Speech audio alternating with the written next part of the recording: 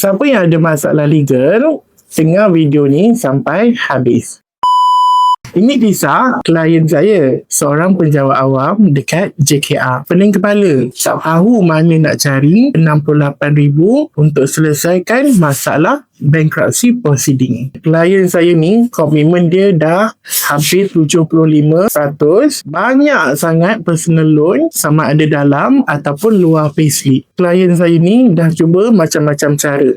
Dah cuba direct nego dengan bank. Tapi, selagi isu legal ni tak selesai, tak ada siapa nak layan.